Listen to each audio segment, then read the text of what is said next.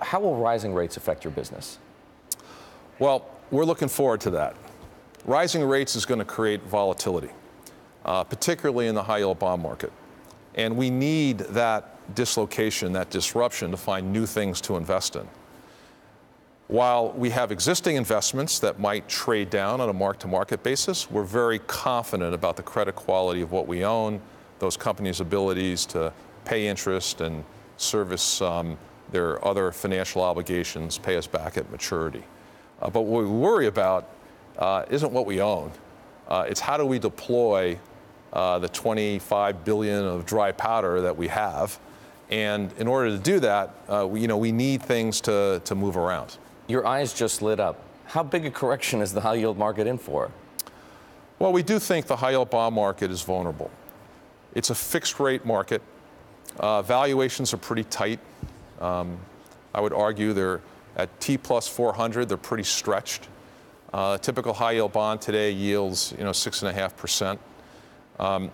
If the Fed goes forward, their interest rate hikes, that will cause NAV, net asset value, in these mutual funds to go down. That will then create technical selling. That virtual cycle will then cause selling, incremental selling, and that's when we start seeing spreads to widen.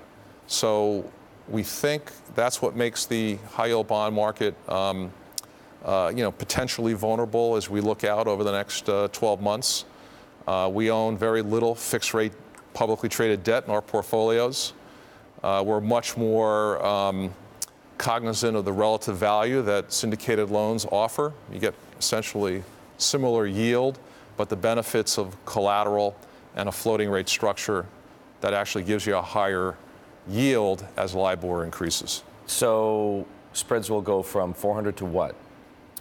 Look, the historical average for the high yield bond market over the last 15 years is probably about 600 over treasuries.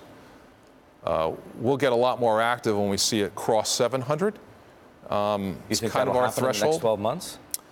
I don't think it's going to happen in the next 12 months, but it could happen over a 2 or 3 year time frame. If you're right, if spreads widen in the high yield market past 600 onto 700 in the next 18, 24 months, what happens to the high yield market itself? Does it collapse? How much does it shrink? What's the outcome?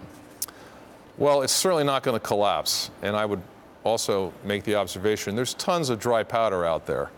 And as spreads widen, you're going to find lots of investors coming back into that market. There have been outflows year to date because of the fact that it doesn't look all that compelling relative to other alternatives in the credit space. Prices go up and down. They always do.